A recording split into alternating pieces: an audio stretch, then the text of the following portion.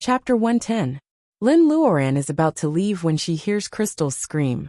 The four vampires have come back the way they came. Seeing the bats chasing after them, Lin Luoran pauses. She really doesn't want to show up and become a free target for the bats. Thanks to this, Lin Luoran finally sees the attacking methods of the vampires. The four vampires are forced back into the cave. As more and more bats the size of owls come, Crystal grows a pair of bat-like wings on her back. Her eyes turn red and she screams so loud that ordinary people can't hear her. This is a sound wave attack. Lin Luoran hides behind a rock. A wave of invisible sound waves hits her face. Lin Luoran feels a tingling pain in her spiritual mind and doesn't dare to probe further. At this moment, Crystal's sound waves collide with the bat's sound waves. Obviously, the young lady of the vampires is also very powerful. She has the upper hand in this head-on collision. The bats that are entering the cave all fall down and cover the ground. There are more than 100 of them dead or injured. Dana, however, doesn't look happy. Crystal, we shouldn't provoke them. Crystal snorts. Do we have a choice now? Dana's face is cold. The two vampires are trembling with fear. The three of them all choose to transform. Lin Luoran has sharp eyes. Though they all have wings on their backs, Crystal's wings are mixed with golden threads and Dana's wings are like silver threads. However, the other two vampires only have black wings. Is it because of the difference in their bloodline? Lin Luoran doesn't know how she has the time to think about this. She keeps these subtle differences in mind. After Dana and the other two vampires join the battle, they are like a hot knife through butter. Many bats are killed or injured. Lin Luoran is relieved. There are so many bats. As long as they occupy the entrance, they can take their time to kill them. It is not impossible to win.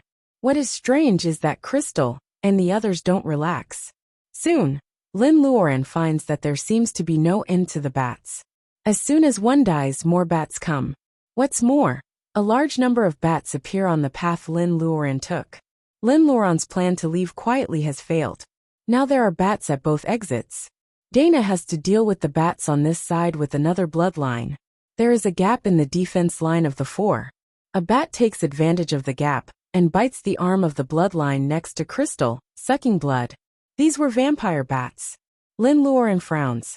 What's more, these bats even suck the blood of the bloodline. Obviously they are mutants. No, when the four of them are exhausted, she will be the one trapped. Lin Luoran makes a decision immediately. With a flash of sword light, the vampire bat on the bloodline man's arm is cut into two and falls to the ground. The other bats smell the blood and swoop down. Soon they suck the dead vampire's skin and bones. Crystal is very skillful. It seems that Lin Luoran knows that Wuxia cultivators have to use their hands to cast spells. Lin Luoran sweats because of the pain. She lies on the ground and her hands are dislocated. She can't even cast a spell to fight back. Crystal smiles. Dana, since I dare to do this, I am confident that I can get out of here. Even if you don't believe me, you should believe in the blood vessel given by Lord Edward. Blood vessel. Dana's pupils shrink. She can't help but look at Crystal's finger. A bat ring flashes red. The bats are a little scared and don't want to rush at Lin Luoran like moths darting into a flame. Crystal squats down and flirtatiously lifts Lin Luoran's sweaty chin. Beauty, how did you get into my hand? She laughs. Lin Luoran is so regretful that she thinks that those who are not of the Wuxia clan must be punished. Whoever believes in these birdmen is a pig. Crystal seems to be determined to win Lin Luoran. She only dislocates Lin Luoran's hand, but she doesn't make things difficult for Lin Luoran. Instead, she stands up straight and sneers at the army of bats around. Little cuties, since you are so naughty, why don't you sacrifice the blood vessel? While saying, she cuts her wrist with her fingertip. The unique sweet aroma of the bloodline spreads. Ignoring the pale faces of Dana and the other two, Crystal drops her blood into the bat ring. Chapter 111. Lying on the ground, Lin Luoran's forehead is still covered with sweat. In fact, she has already endured the pain. Crystal is not a normal woman. Blood artifact sounds like a crooked way. How can she get out of here? While Lin is thinking of a solution, Crystal tells the handsome vampire named Dana to move Lin to the side of the mountain wall. They form a semicircle with the mountain wall as the back. Crystal stands in front of Lin Luoran, holds the ring up, and starts to recite the incomprehensible sacrificial words. Cane above, use my blood to awaken the spirit of the sacred artifact. All the blood and flesh I offer are my offerings. The blood bats begin to fly around uneasily. They seem to want to run away, but they are attracted by some power and dare not to fly out. After reciting the sacrificial words, Crystal spreads her wings. A bloody power breaks through the seal and rushes out of the ring. It turns into a black mist of blood and rolls towards the place where the bats are gathered. The bats fly around, but they are no match for the bloody power. Lin Luoran can only hear the sound of explosions. It seems that there is a small bomb buried in the bats' bodies. Now the bats are detonated together. Blood and flesh are splashed everywhere.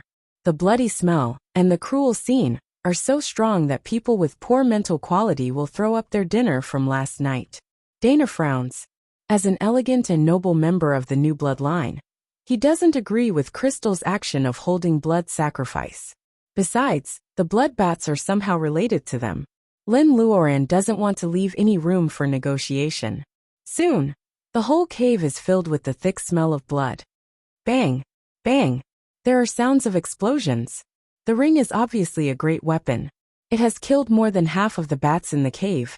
Though there are still bats flying in from the entrance, they are not as scary as before. With such a powerful ring, Crystal pretended that she couldn't stand it. It seems that she is trying to lure Lin Luoran out. Lin Luoran doesn't like this vampire at all. Lin Luoran squints her eyes and pretends to be in pain. In fact, it is just a dislocation. Reiki in her body can run, and it doesn't really hurt. The problem is who will take her hand. Lin glances at the other three. The two men of the bloodline are so timid in front of Crystal and have no opinions of their own. It is impossible for them to help Lin. As for Dana, Lin Luoran doesn't know if it's her illusion, but she feels that there is something wrong between Dana and Crystal.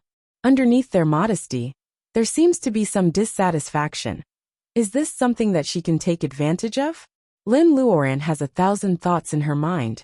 From time to time, she moans in pain.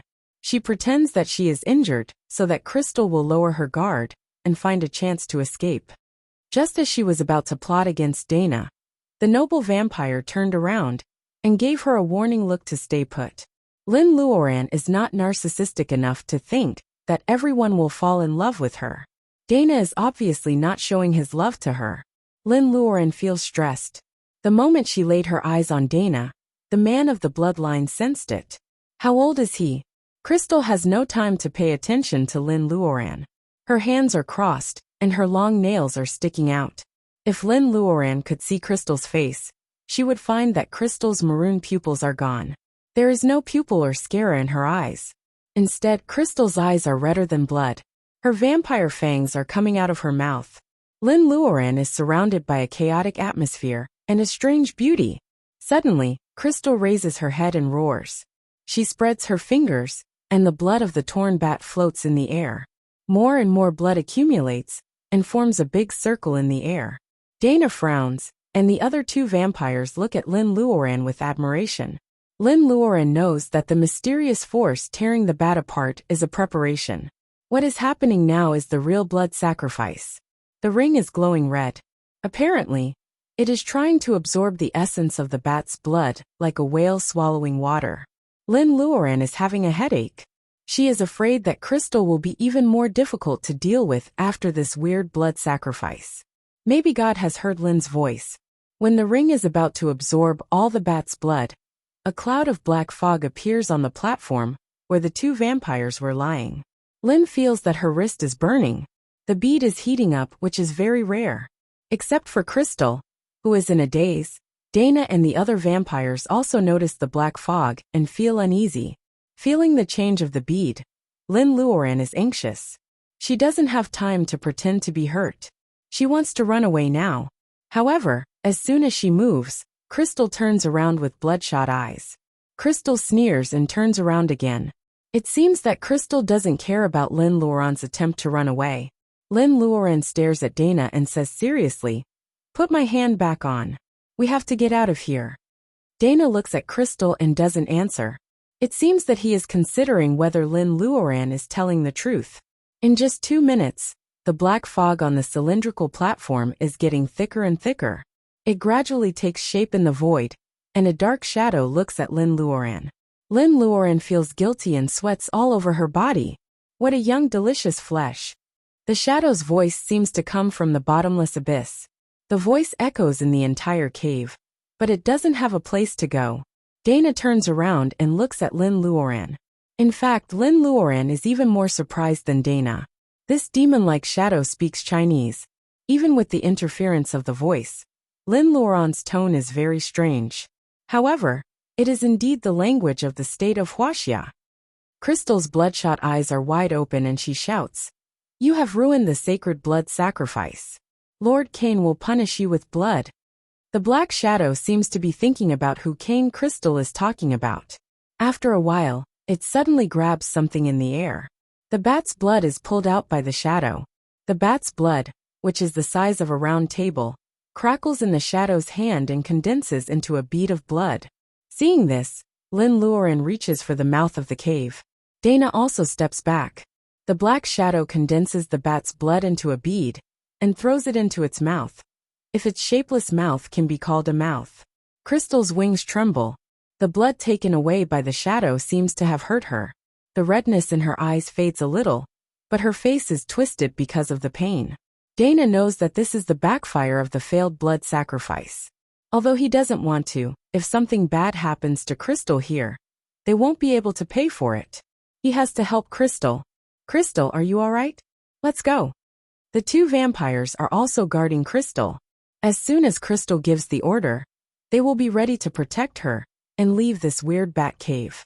The demon shadow seemed to have been nourished just now, and his body seemed to have solidified a lot.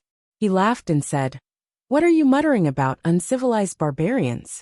You destroyed my blood bat, so use yourself to pay the debt. And you little chi cultivator." Chapter 112. The shadow seems to be very interested in Lin Luoran. It looks at her for a while and laughs, which makes Lin's blood freeze. Lin Luoran steps back quickly, wanting to leave the bat cave, which makes her so uncomfortable and uneasy. With her speed, it should be easy for her to escape. The shadow laughs and creates a black hand to grab Lin Luoran. Lin Luoran can't cast any spells, so she has to use her spiritual mind to control the snow sword to block the attack. This is her last move to escape from Crystal. She has only seen the sword-riding spell in front of Li Shi, but she has never used it in front of others. She doesn't think the bloodline will guard against it. Lin Luoran only needs to wait for the light of the sword. Even if it can't cut off one of Crystal's wings, it can at least buy her some time, which will be enough for her to escape. The light of the sword of bright snow surges with coldness. If the sword hits Crystal, this annoying female vampire will be severely injured, even if she doesn't die. However, Lin Luoran has to deal with the black shadow with this sword. She is not sure about that. She can only hope that she can buy some time.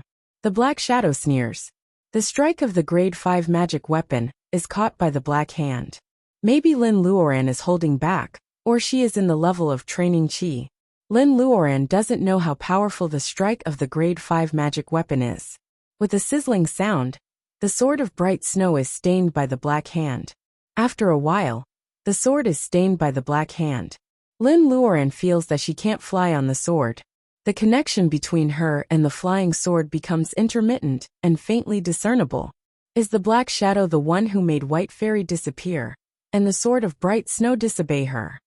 Lin Luoran was not so panicked when she was attacked by Crystal. For the first time, she feels that she can't control her feet. A kind of fear grips her heart. No, she can't let the snow sword be destroyed. Lin Luoran tries to find the connection. Maybe the black shadow doesn't care about the sword of bright snow. After it temporarily loses its ability to fight, it doesn't stop Lin Luoran from summoning the snow sword. He is about to say something when Crystal, whose blood sacrifice is interrupted, comes to herself. She pushes Dana and the others away, spreads her wings and rushes to the black shadow. "Miss Crystal!" The 3 of them exclaim at the same time. However, Crystal is too fast for them to stop. Lin Luoran doesn't want to know whether Crystal is retarded or not. The only thing she knows is that this is her only chance. Lin Luoren turns around and rushes to the exit.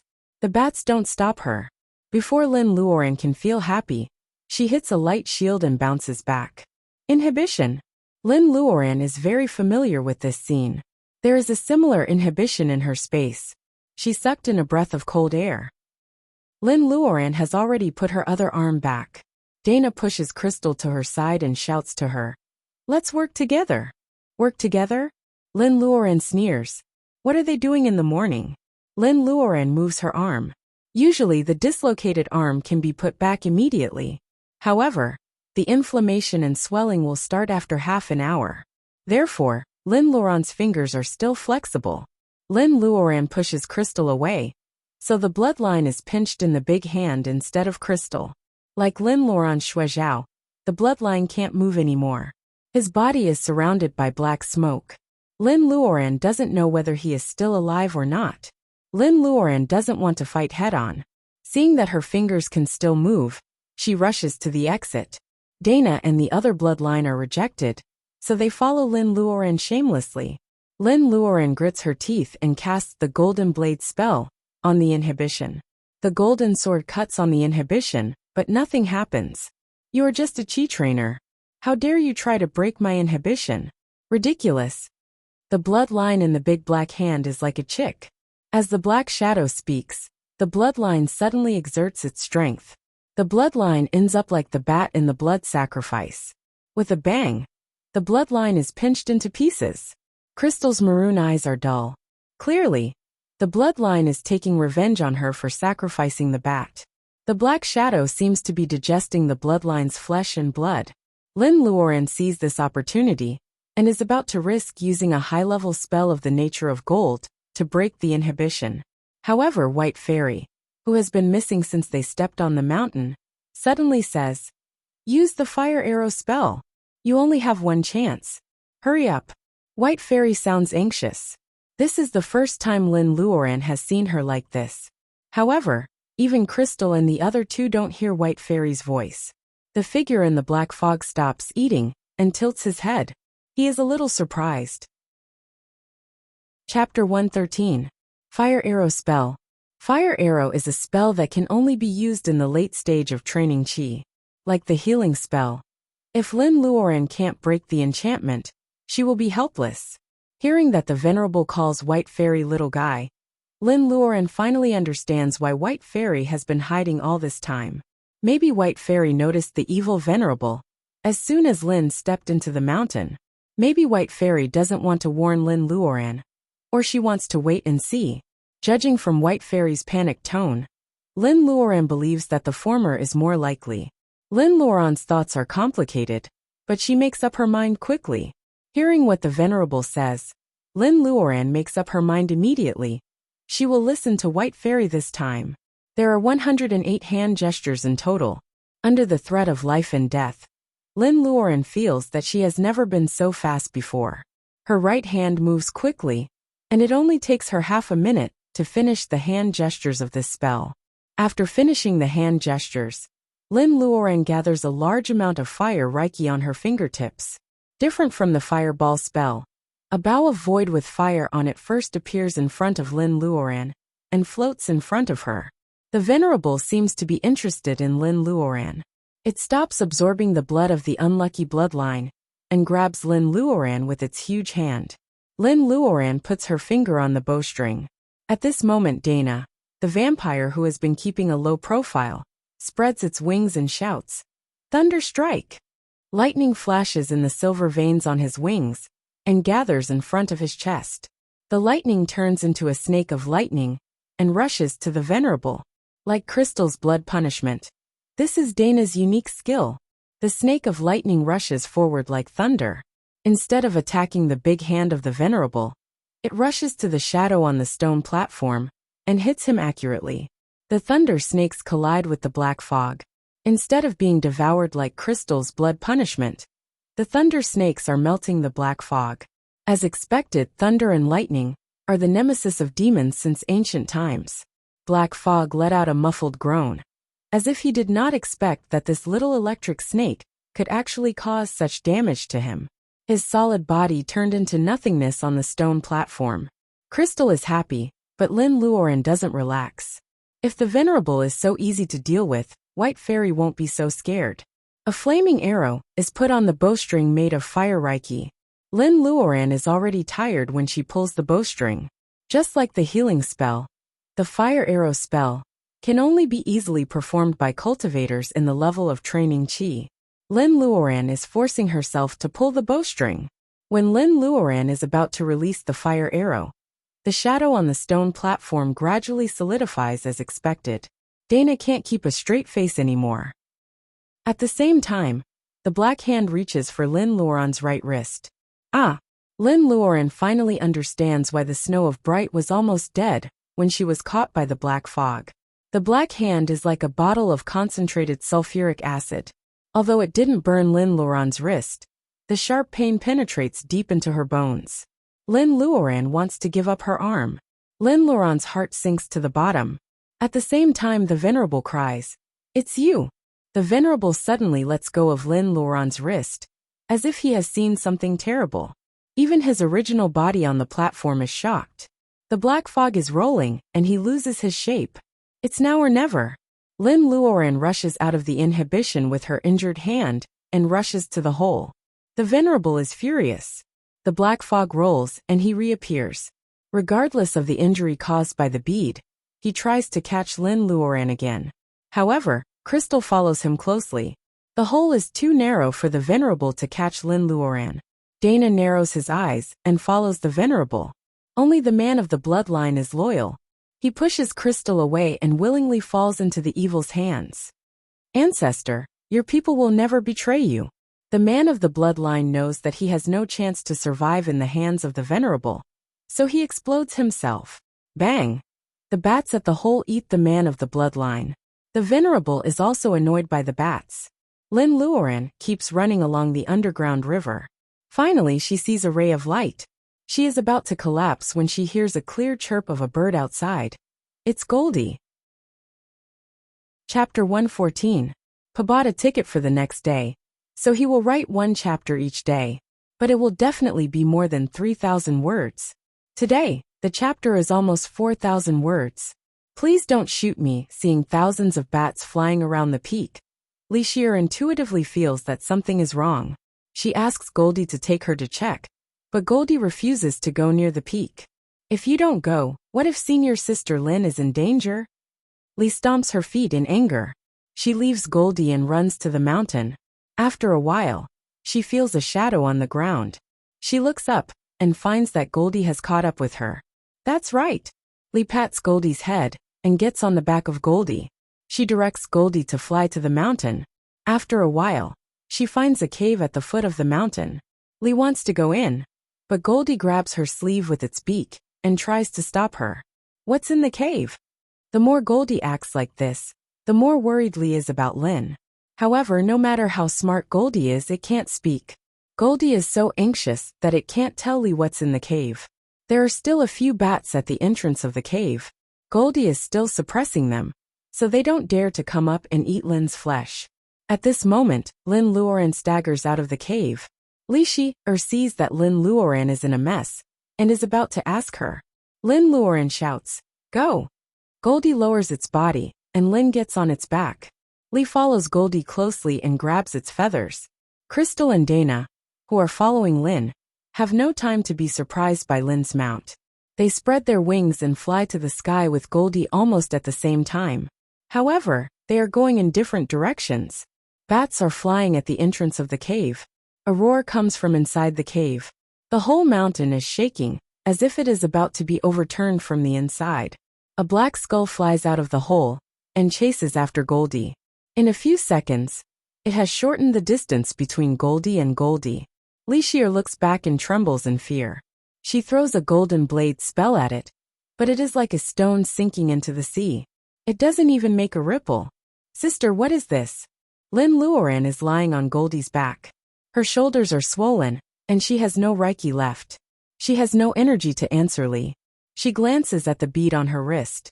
It must be the bead that made the Black Shadow Venerable chase after her. "Promise me 3 things in the future, and I will save you." White Fairy's voice rings in Lin's head for the second time today. It rekindles Lin's hope. What is it? Lin Luoran doesn't know what White Fairy wants to do. Even though it is an emergency, she doesn't want to fall into her trap. White Fairy smiles. I haven't thought about it yet. But I will not embarrass you or exceed your ability. What do you think? If you agree, then swear on your inner demons. It's like a bank loan. You can buy a house right now, but you have to pay for it in your next life. After the crisis is over, you have to worry about it for the rest of your life. Lin Luoran has no choice. Nobody will die if she doesn't buy a house. If she doesn't agree with the fairy's 3 conditions, she, Goldie and Li Xier will die right away. I agree. Lin Luoran grits her teeth and makes the so-called Oath of the Devil, under the guidance of White Fairy. White Fairy chuckles and comes out of the soul stone. Lin Luoran pats Goldie to ask it to speed up. White Fairy is wearing a palace dress. Her smile is charming. The black skull suddenly opens its mouth. Young man, get out of the way. Do you really want your primordial spirit to be destroyed? White Fairy smiles. Venerable, we are all the same. Why are you laughing at me? The black skull snorts. Even when you were alive, you were just a lowly chi trainer. How dare you compare me with you? You are courting death. White Fairy sneers. She reaches out and points. The surrounding scenery changes dramatically. Time goes back leisurely. Mountains rise from the ground. Today's river was originally a desert. Now the sand was even glaciers before. The black skull is stunned. It is very familiar with this scenery. Is it his territory tens of thousands of years ago? Just as he thought about this, a group of bats flew over from the lush mountains. One of them had a patch of white fur on its head and was about a meter tall. It landed on the ground and transformed into a beautiful young lady. She smiled and said, Venerable one, what took you so long? Venerable. The skull looks down at itself. Isn't it a big bat? With a thought, he also transformed into human form. He was actually a tall and sturdy man with a beard. Yenner, why are you here? The black shadow Venerable calls out the name of the Batgirl. It feels strange to him, as if he hasn't called her like this for many years. Looking at the beautiful girl beside him, the black shadow Venerable feels that he thinks too much. Surrounded by a group of bats, the two return to their residence. It is a beautiful place with beautiful mountains and clear waters. Flowers bloom all year round. It is a beautiful place surrounded by fairy mist. Halfway up the mountain, there was a vast flat area. A throne carved out of white marble was faintly discernible in the mist. There was also the sound of drumming. Yen was like a fairy running in the forest. Every glance and smile of hers was enough to captivate him. Venerable, I have prepared a song and dance for you. The black shadow Venerable wants to shake his head and say that he doesn't want to watch the song and dance. He just wants to talk to her. He feels that he hasn't talked to Yenner for a long time. However, Yenner is as smooth as a breeze in the mountains. She escapes from his hand with a smile. Yenner is used to playing this kind of trick. The black shadow Venerable laughs and doesn't ask further. He sits on the throne and watches the song and dance. Chapter 115. Outside the lonely peak, the sun is blazing. White Fairy is a soul. Even her human body is illusionary, not to mention her clothes. She is gorgeous but lacks a sense of reality. However, at this moment, White Fairy's palace dress is fluttering even though there is no wind. Her complacent face turns sweaty. She is sweating because she is under a lot of pressure. Her appearance comes from her heart, which is reflected in her invisible body. The black skull is 10 feet away from her. White Fairy puts a beam of light on it. The surrounding scenery is like a fleeting light and a passing shadow, returning to the picture that the black shadow Venerable has been thinking about for thousands of years. The scene of towering mountains, but deserted people occasionally flashes in front of White Fairy. She becomes an illusion and goes deep into the black shadow Venerable's soul. Through his eyes, she sees the black shadow Venerable's past. This is the supreme illusion spell that she painstakingly developed after being trapped in the abyss for thousands of years. If she uses it to deal with Lin Luoran, it will be like cutting melons and vegetables. White Fairy will feel that it is not worth it. However, White Fairy has never thought that the illusion spell that she has practiced for thousands of years will be used to deal with a primitive monster for the first time. At first, she only thought that the magnetic mountain was suppressing a mighty figure of diabolism. She never expected that it would be a primitive monster. Yes, she should have thought of it. Except for the mighty figures of primitive times, most people were called cultivators. Who would call them the ancient name of Chi cultivator? In her time, the Lost Land was just a place for trial. Many high-level monsters were killed by White Fairy. However, White Fairy never thought that one day she would be in a stalemate with a primitive monster. Even though they are both souls, there is still a big gap between them. Fortunately, it seems that he is suppressed under the magnetic mountain. White Fairy grits her teeth and increases her control of the illusion. The picture changes quickly. Through the eyes of the Black Shadow Venerable, White Fairy sees a hand. That is, White Fairy finds it familiar at first, and then she is shocked. Playing tricks on me. The Black Shadow Venerable ignores the erratic voice and keeps attacking. Bang! Under his sharp claws, Tao Wu's small body is torn into pieces. The young Chi trainer can't bear the impact and passes out. The Black Shadow Venerable smiles provocatively. He only laughs at the mysterious voice. Not only does it break into his territory, but it also tries to meddle in other people's business. But what could he do? Didn't he have to watch this little human girl die under his claws with his own eyes? The Black Shadow Venerable is complacent. The voice sounds like a sigh, which makes him feel weird. He looks at the blood under his feet. Where is it human blood? The human girl's torn body also disappeared. Only the big stone under his feet was left. Dust flew everywhere under his claw, and gravel covered the ground. Was he trying to substitute someone else for someone else? The Black Shadow Venerable frowns. Substitute for Tao Jiang is not a very clever technique among Chi trainers. The Black Shadow Venerable has never seen anyone who can perform substitute for Tao Jiang. Under his nose, he finally looks up at the entrance of the dungeon. The first thing the Black Shadow Venerable sees is a hand. The fingers are slender and clean. They are not fancy or white, but they look like jade. There is a pearl on the wrist, which makes it even harder to tell whether it is a man or a woman. The little human girl named Momo is lying in this man's arms. The Black Shadow Venerable finally sees his face clearly. His long hair is casually hanging, and he is wearing the most common cotton and linen robe. His facial features are not ugly, but they don't stand out at all. The Black Shadow Venerable glances at him, and seems to forget him in the blink of an eye. However, the Black Shadow Venerable is sure that this is a human man. Lao Ai's eyes were closed, sleeping soundly. This dungeon was extremely filthy. The 350 Chi cultivators of Qingyuan Mountain were only a small portion of them. There used to be more people and more demon blood splattered here. However, as soon as this man stepped in, the filthy air slowly dissipated. He was clearly a very ordinary human man, and his steps were also languid. Yet this dungeon was filled with a fresh air. Is it because I am stronger than you that I can kill you and humiliate you at will? The man in the robe asks casually in a relaxed tone, as if he is asking the Black Shadow Venerable if he has eaten today. The Black Shadow Venerable stares at the man in the robe. There is nothing special about this man, and he doesn't even have any cultivation. This is the scariest part. The Black Shadow Venerable suddenly disappears. The next second, he appears in front of the man in the robe. The bat's teeth stop 2 inches away from the man's neck. It is not that the Black Shadow Venerable doesn't want to or can't move. It is that the man in the robe gently points at him, and the time and space around the Black Shadow Venerable are frozen. The Black Shadow Venerable opens his eyes, but he can't move at all. The Black Shadow Venerable used to fight against Chi trainers and powerful monsters in the wilderness.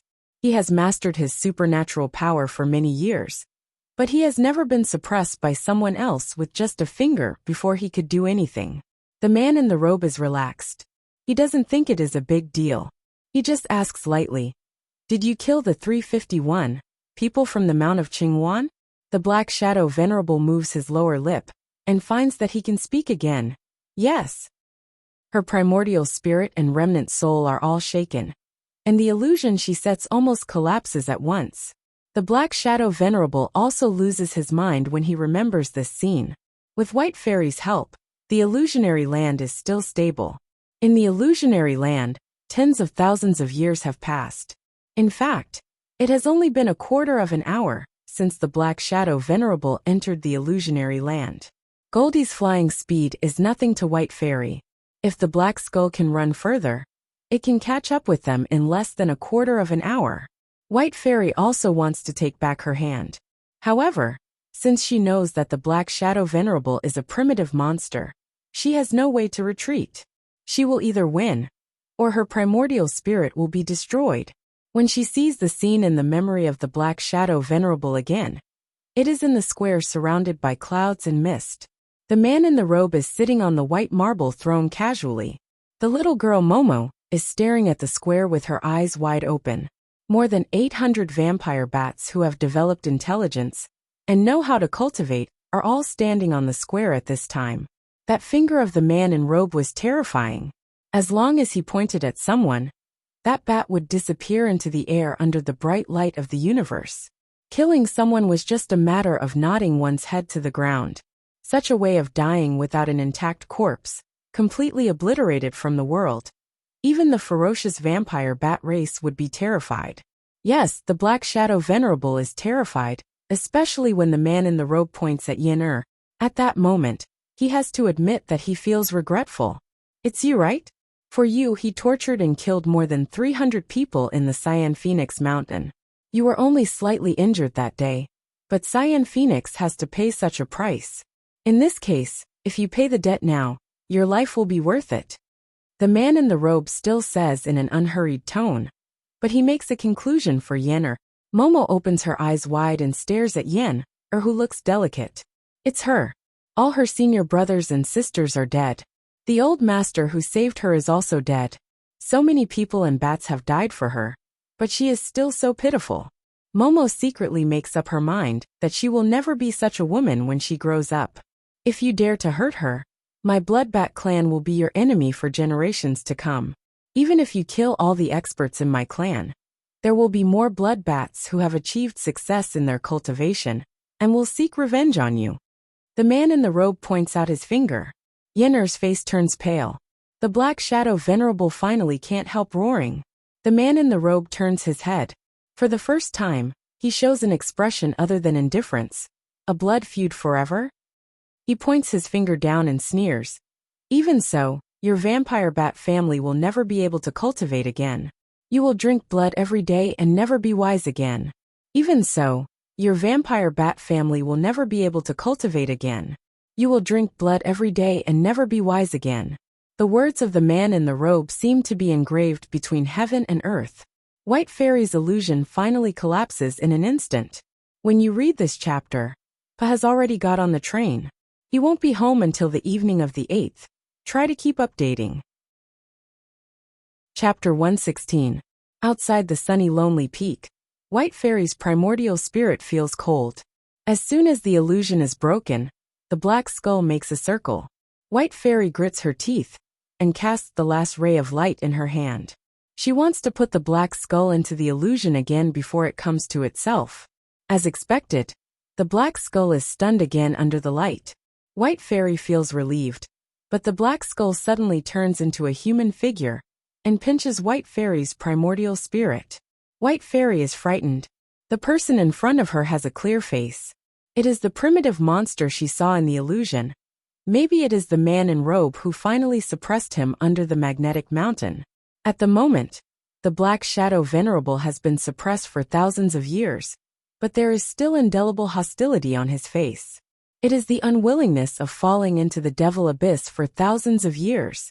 You are just a chi trainer. How dare you play tricks in front of me? If you didn't let me see Yenner again, your primordial spirit would have been destroyed. Yenner, the beautiful girl of the vampire bat family. White Fairy shudders. She doesn't think it's love at all. That girl is obviously a jinx. White Fairy has a feeling that she is going to be unlucky if she has anything to do with her. It's like a dark cloud hanging over her head, and she can't get rid of it.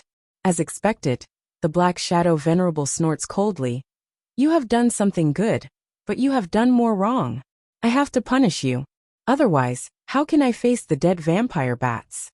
Even though White Fairy is a cultivator thousands of years ago, She still wants to curse like a commoner in the mortal world. Those little bats were sacrificed by the barbarian. How can they have anything to do with her? In fact, the female barbarian didn't get anything. Recently, all the essence and blood have fallen into the hands of the Venerable. He is the one who benefits from it. The Black Shadow Venerable touches her forehead. He doesn't look at White Fairy anymore and throws her out. White Fairy is pleasantly surprised. She runs away quickly according to the connection between the soul stones. The Black Shadow Venerable just stands there and doesn't chase after her. He just senses the direction of White Fairy and sneers. I can no longer cultivate, huh? You probably didn't expect me to break free. Since that's the case, I'll let you witness the prosperity of the Bloodbat clan. The magnetic mountain shakes, and a few bats fly out of it. The Black Shadow Venerable attaches a few strands of his spiritual mind to the bats, and waves his hand. The bats chase after Lin Luoran and Crystal. The Black Shadow Venerable stands still and looks up at the sky. There is day and night in the Lost Land, but there is no sun, stars, or moon. However, if he leaves the range of the lone peak, he will inevitably. In the clear sky, there is a burst of thunder, and a bucket-thick purple lightning strikes down. The Black Shadow Venerable has an idea, and returns to the bat cave again. The purple lightning fell on the place where he was standing. Boom! A loud sound rang out, and a deep pit that was over 100 feet deep appeared there. In the distance, a group of people notices the movement here. Yosuke Yamaguchi, who is wearing a kimono, stares at the strange phenomenon in the sky of the magnetic mountain with greed in his eyes. He turns around and murmurs to the woman in kimono beside him. The woman in kimono keeps replying, and they quickly come in this direction. In the other direction, the tall and strong man of the Russian team, nicknamed Polar Bear, smiles at his companions. What did those Wuxia idiots say? When dark clouds fall from the sky, it must be the birth of a rare treasure. The tall Russian beauty says disdainfully. Then they are cultivators, not Wuxia idiots. Although they refute this, they can't hide the excitement in their hearts when they look at the direction of the magnetic mountain. Don't let others take the lead. Let's go first. Polar Bear snorts, and takes the lead to rush over. Two of his companions are also injured. They don't know what happened to them. However, since they are going to the secret land, they are ready to risk their lives. They all follow Polar Bear to the magnetic mountain. Only the tall Russian beauty stomps her feet and murmurs. Finally, she has no choice but to follow Polar Bear. White Fairy's body has been nourished in the soul stone for thousands of years. In fact, she is not as weak as she said. However, at this moment, she can feel the connection with the soul stone. She can also feel that some power in her body is passing away little by little. The Black Shadow Venerable didn't respond at that time, but it seems to be slowly extracting her soul power. At this time, it shows a sign, which makes White Fairy feel a little uneasy. After running for half a day, she feels that the connection between her and the soul stone is getting closer and closer.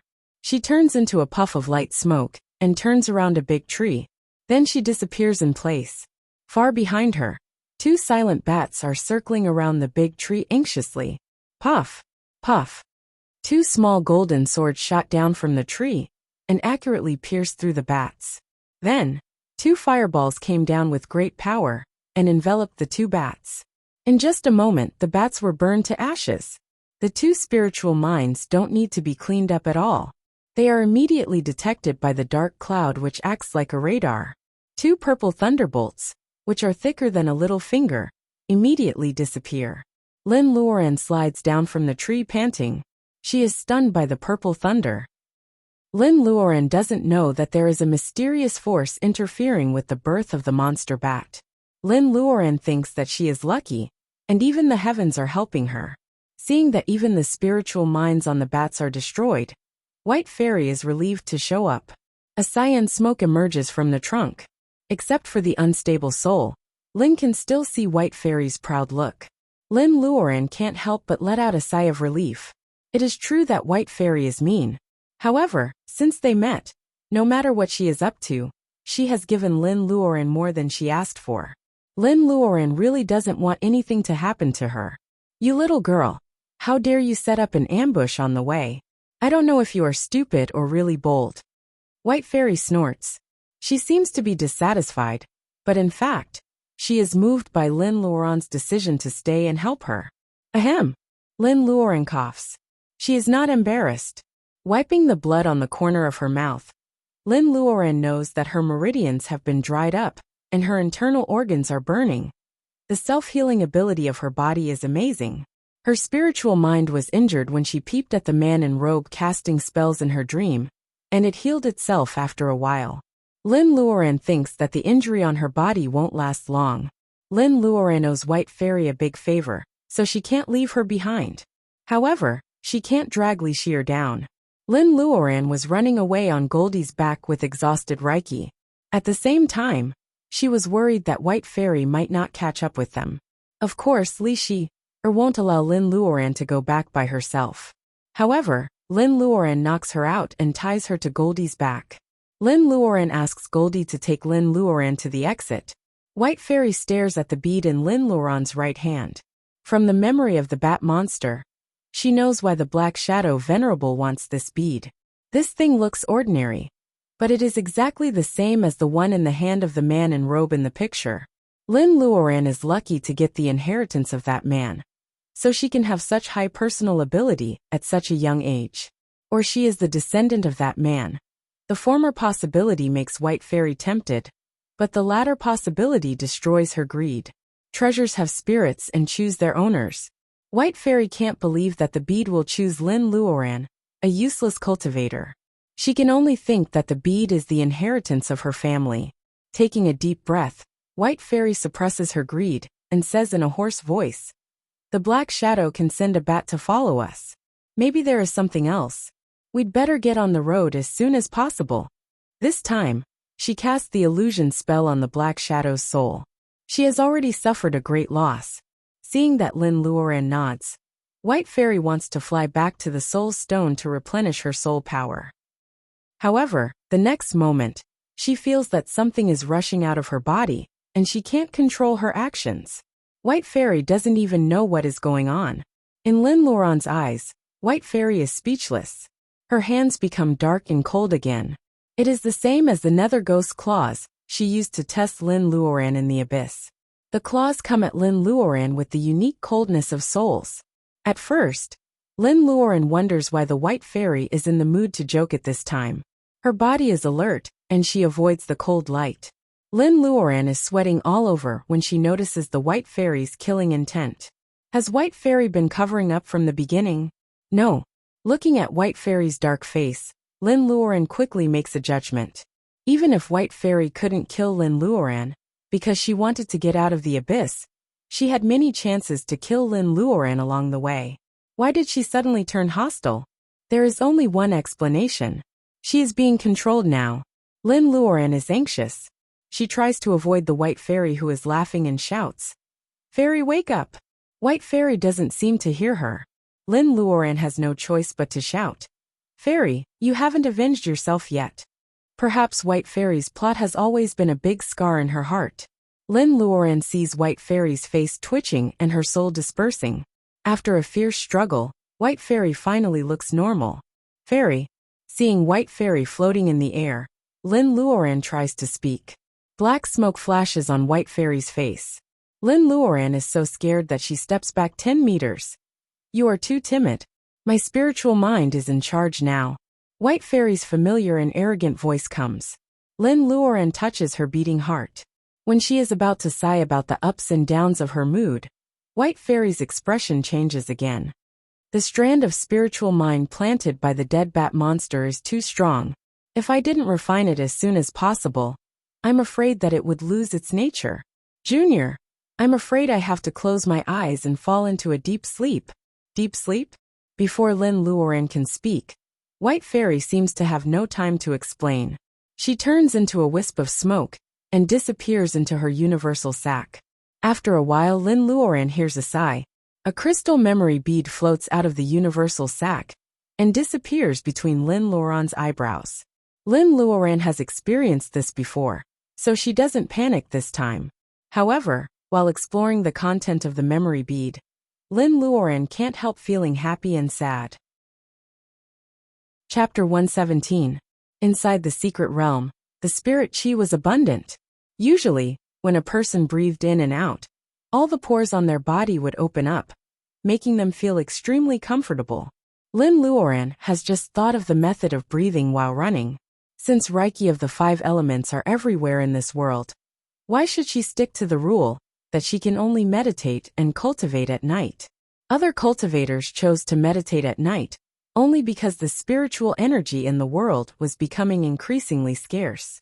Only when everything returned to tranquility after the hustle and bustle of the day, could they capture the grumpy spiritual energy molecules and concentrate their minds to absorb and refine them. However, for Lin Luoran, with the help of the bead in the mortal world, she doesn't need to transform the agitated Reiki molecules.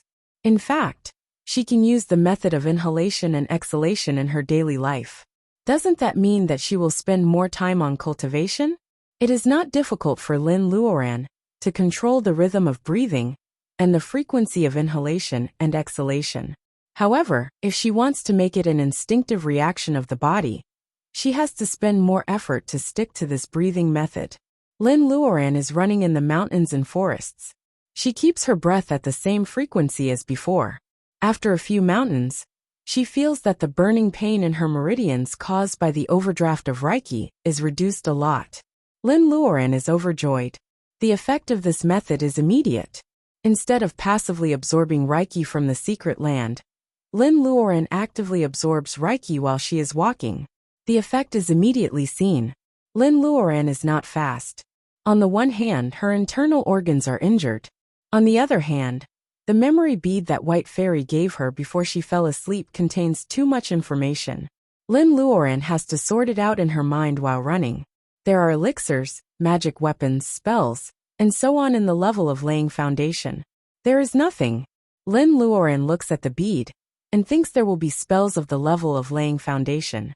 However, she is disappointed that there is no such thing. What's more, White Fairy left a message saying that Lin Luoran has inherited something that no one else can reach. Therefore, she should focus on cultivation. Compared with her inheritance, other spells are nothing. Even the elixirs, magic weapons, spells and so on are for Lin Luoran to comprehend by analogy. Lin Luoran feels that White Fairy is jealous when she talks about Lin Luoran's inheritance. Lin Luoran looks at the bead on her wrist. Maybe the cabin in the space is the so-called inheritance that White Fairy is jealous of? However, Lin Luoran wants to roll her eyes because the cabin is covered by a layer of inhibition all year round. Even if there is an inheritance, she can't get it now. Chapter 118. I'm done with the second chapter. I'm in a good mood tonight. I'll post it as soon as possible. Also, tears-stained red plains. Your cameo has already appeared. Unlike Lin Luoran, Li Xie is in a dilemma after she wakes up from Goldie's back. As Lin Luoran guesses, Li Xie wants to go back to Lin Luoran as soon as she wakes up. The immortal binding rope that bound her was originally her Dharma treasure, so she naturally put it away. When she takes out the jade map to check the road, she finds red dots flashing. When Guanjing and the others are not far away from her, Li Xie is overjoyed and commands Goldie to chase after them. For once Li Xie is smart. Seeing that Lin Luoran is running away, she wants to stop when Guanjing and the others, so that they can save Sister Lin together. Goldie chases after them all the way, but the light spots keep moving forward. Li Xie doesn't catch up with them until they pass the Monkey Mountain. It is impossible for her to go back and help Lin Luoran. Looking at the surging river behind her, Li Xie holds the bundling rope tightly. She loves to look pretty, but now she looks gloomy. The cultivators of the state of Wuxia have been blocked by the river for 2 days. In the beginning, it was the Vatican and the Japanese who had chased them all the way here. Now it was the vampires, the Vatican, the Japanese, and the werewolves surrounding the Chinese cultivators. The Vatican and vampires are mortal enemies. When Guanjing has never expected that these people will chase after the cultivators of the state of Wuxia together. St. If you keep wasting time like this, why don't you hand over the thing, and we can open it together? Isn't that better? It is Dana who joined the team on the way. It is strange that there are only 4 vampires including Dana. Crystal is not here. When Guanjing sneers and ignores Dana, the Japanese in kimono mutters some Japanese, which makes Chu Iran, a young cultivator who understands Japanese, blush. Looking at the innocent junior sister Lee, Chu Iran is furious, but he doesn't translate these obscene words on the spot. Many forces want to fight with these people. Maybe there are 2 or 3 of them, or maybe 4 or 5. Altogether, there are at least 20 or 30 people surrounding the Wuxia cultivators. There are only 9 people on Wen Guanjing's side. If Wen Guanjing chooses to fight recklessly, the Wuxia cultivators will definitely be injured. Therefore, Wen Guanjing wants to get away from these people as fast as possible. If his flying sword hadn't been damaged by the monster's fatal blow, they wouldn't have been caught up by these people. Thinking of the sheepskin map in the universal sack, Wen Guanjing's face turns cold. When necessary, they have to fight desperately. One was chasing, and the other was fleeing. Naturally, there was defending and attacking. The Japanese samurai breathed a sigh of relief, and deeply felt that he had been fooled by the Chinese female cultivator in front of him. Just as he was about to use his saber to prove his martial arts, the seemingly powerless and soft water dragon wrapped around him tighter and tighter. When he struggled to circulate his chi, it dragged him into the water. At first, the Japanese samurai was still struggling, popping his head out of the water from time to time. But as time passed, 30 seconds, 1 minute, 5 minutes. After 10 minutes or so, only the waves of the yellow sand river could be seen. Where was the shadow of the samurai's robe? Lin Luoran thinks that this is a water spell that takes advantage of the right time and the right place. It is really unfair to use it on a cultivator who has just started to learn Taoism. However, she is bullying him, so what? Lin Luoran takes a deep breath and finally achieves her goal. The water dragon is powerful and the Japanese cultivator, who is doomed to die, cooperates. The foreign cultivators' necks are stiff. They look at each other and see the fear in each other's eyes. It's okay to grab the treasure, but you have to be alive. Why don't you go first? Dana stops several vampires who want to surround Lin Luoran. Even if they attack together, they can kill the Wuxia female cultivator. However, they don't know how many casualties they will suffer. The vampires look down on the Wuxia cultivator, because the Wuxia cultivator has time to cast the mysterious spell. Now they realize that the Eastern cultivators are not weak, but they have never met such a powerful female cultivator. The handsome guy of the Vatican is shocked. How can a girl who looks like an angel in Western mythology be as murderous as a female Tyrannosaurus? Needless to say, the Wuxia cultivators are delighted. Even when Guanjing is not convinced. In terms of strength, Lin Luoran has become the #1 cultivator among the young generation of the Wuxia cultivators. Li Xier feels so proud. Not to mention Chu Yi, who is a little bit nationalistic.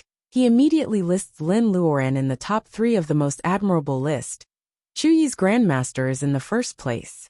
However, should the second place be Sister Lin, or Brother Wen? Looking at his clueless brother, Chu Yi clenches his fists. He has known Brother Wen for so many years. If he knows that Brother Wen is the third, he will be sad. Sister Lin, we are not familiar with each other yet. Miss Lin, I haven't seen you for a few days. You are still as elegant as before. Dana says casually, breaking the stalemate. Lin Luoran puts on a fake smile. The skin on her face is moving, but she doesn't smile. She is responding to Dana, who says that foreigners don't know how to play Tai Chi. Dana is good at the so-called noble etiquette. He set her up in the bat cave first, but now he acts as if nothing has happened. Brother, are we going to cross the river? Lin Luoran turns around and asks, showing her back to the enemies. The more relaxed she is, the more afraid these people are to move. Lin Luoran plays the saying bully the weak and fear the strong to the extreme. Cross the river? When Guanjing pauses for a second and then nods.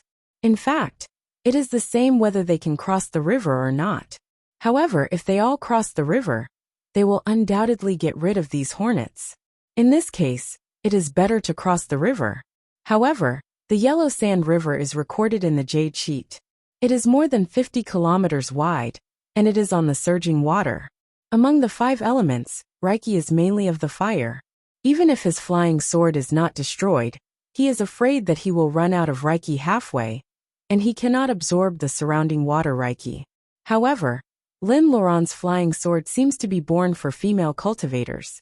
It is so delicate that it is not equipped with an amplifying magic circle. Seeing him nod, Lin Luoran waves her hand. Goldie flutters its wings and comes down. It rubs her with its head. Lin Luoran whispers in Goldie's ear and Goldie nods reluctantly. Brother, for safety reasons, Goldie can carry 2 people at a time. Let's cross the river first. When Guanjing nods, he and Lin Luoran are in charge of guarding the rear. They arrange Li Xie and Chu Yi, who are pouting, to get on the back of the eagle. While one side is happy and the other side is angry, Goldie flaps its wings and flies up. As a professional flying Goldie, the eagle is very professional. After a while, there is only a small black dot above the river. Goldie has already flown far away. It only takes Goldie a quarter of an hour to run back and forth, more than 50 kilometers. Though it is not as fast as a plane, it is at least as fast as a sports car. Lin Luoran takes out a peach to reward it. Goldie is not tired anymore after being praised by its master. It raises its head and looks around, despising the foreign cultivators who are staring at them blankly. Would a foreign cultivator be stupid? Of course, that's not the reason. They are more embarrassed than stunned. So many of them failed to grab the map from Wen Guanjing's hand. And now they have a strong helper. They push each other, and don't dare to do anything rashly. Dana is a bit noble. He doesn't want to waste time here. So he leads the vampires away to find another way. There is no other way. If you stay here, you can only fight with this evil woman. Do you expect her to make peace with you, and command the eagle to take you across the river? Stop dreaming. Seeing the foreign cultivators leaving in 2s and 3s, Lin Luoran finally feels a little relaxed. Her internal organs are injured, which can't be healed in a few days. If she continues to fight, even if she wins, her foundation will be damaged. Why bother to do that? Brother, why are they so easy to talk to? Chapter 120. Sitting on Goldie's back, Lin Luoran and Wen Guanjing soon arrive at the other side of the river and meet up with Li's team. There is not much time left. Lin Luoran thinks that Wen Guanjing will take them to the exit directly. However, Wen Guanjing pulls Lin Luoran aside and whispers something to her. Tell them to wait at the exit first. Lin Luoran frowns.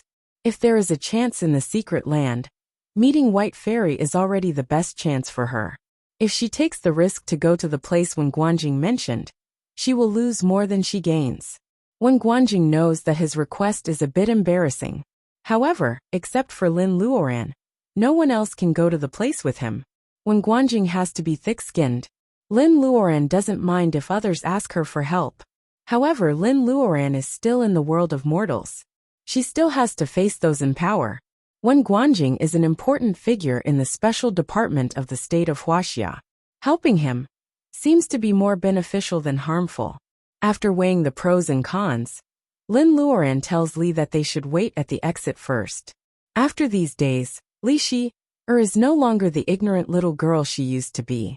She knows that Lin Luoran and Wen Luoran probably have something to do, and they have to avoid the others.